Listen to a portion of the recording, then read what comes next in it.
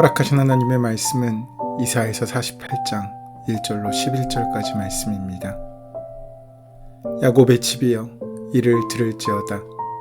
너희는 이스라엘의 이름으로 일컬음을 받으며 유다의 허리에서 나왔으며 여호와의 이름으로 맹세하며 이스라엘의 하나님을 기념하면서도 진실이 없고 공의가 없도다.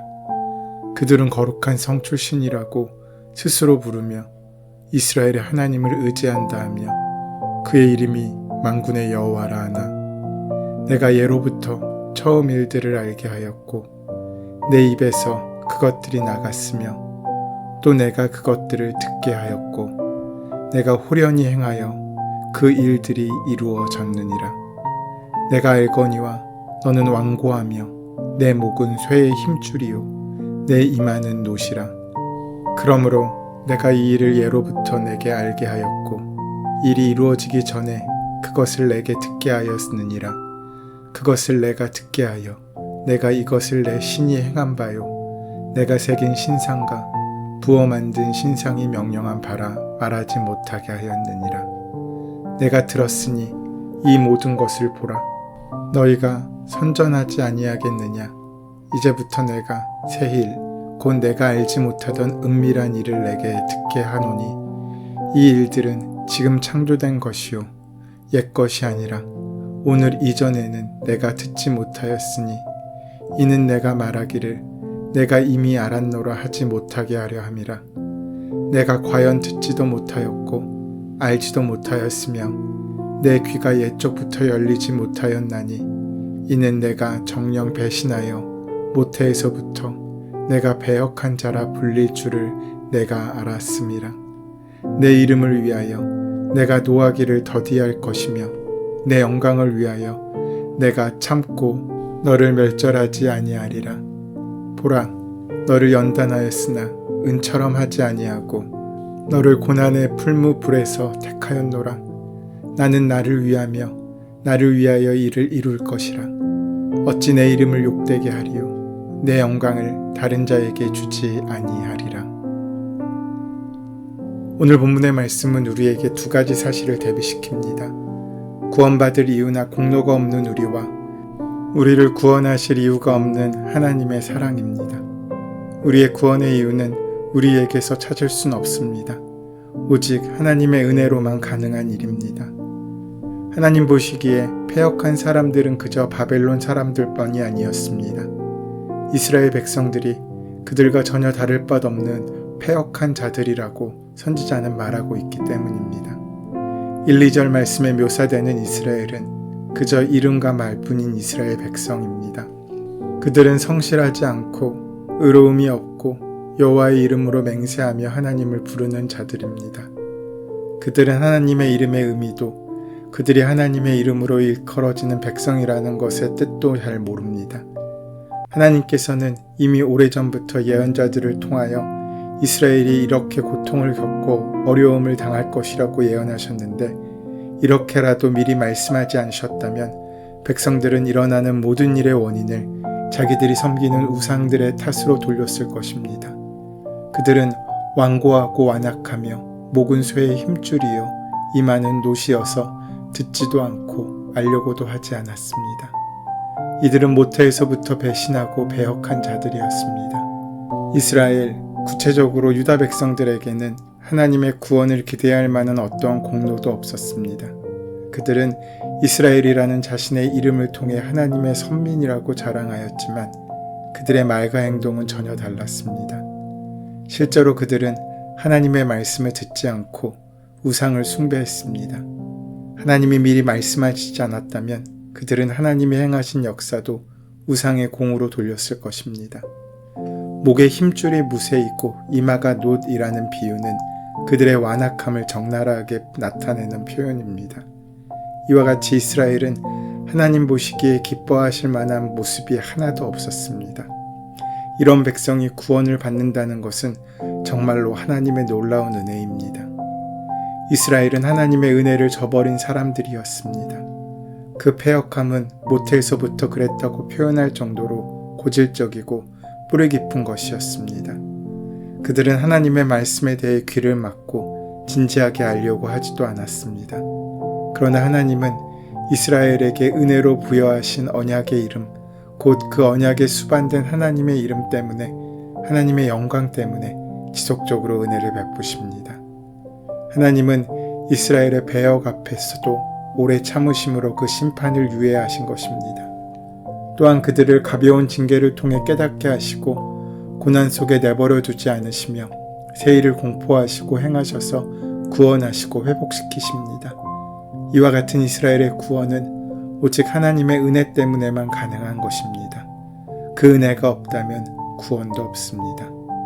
본문 10절 말씀을 보면 보라 내가 너를 연단하였으나 은처럼 하지 아니하고 너를 고난의 풀무에서 택하였노라 라고 했습니다. 이는 하나님께서 이스라엘 백성들을 바벨론 포로 생활이라는 고난에 처하게 하신 데에 대한 설명입니다.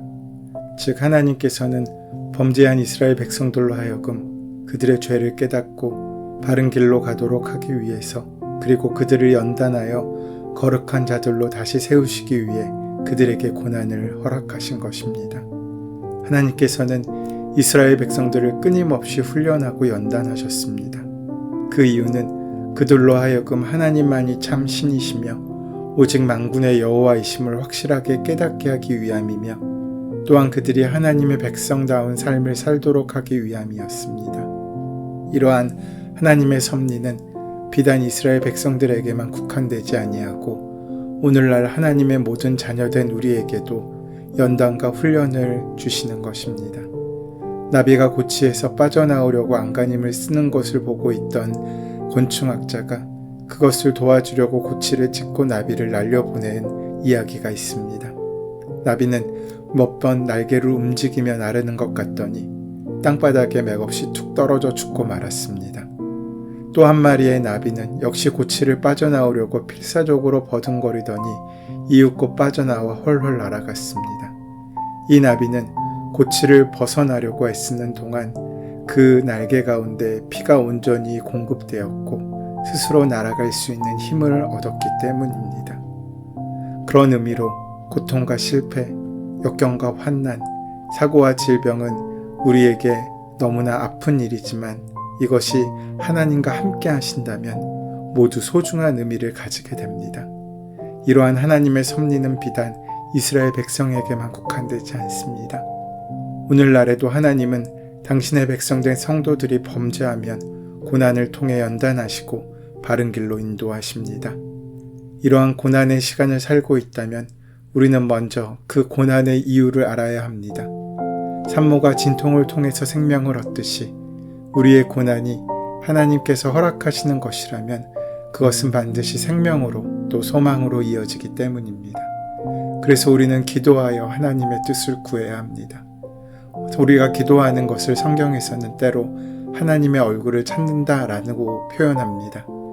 예컨대 역대상 16장 11절 말씀을 보면 여호와와 그의 능력을 구할지어다 항상 그의 얼굴을 찾을지어다 라고 말씀하였고, 역대하 7장 14절에서는 하나님께서 내 백성이 스스로 낮추고 기도하여 내 얼굴을 찾으면 내가 하늘에서 듣고 그들의 죄를 사하고 그들의 땅을 고칠지라고 약속하고 계십니다. 이사야 선지자는 이스라엘 백성이 그들의 우상 숭배의 범죄로 말미암아 결국 그들의 조국은 무너지게 될 것이고 마침내 그들은 바벨론의 포로로 끌려가게 될 것이라고 예언합니다. 과연 그의 예언처럼 그의 나라는 여기서 저기서 신음소리를 내며 무너져가고 있었습니다.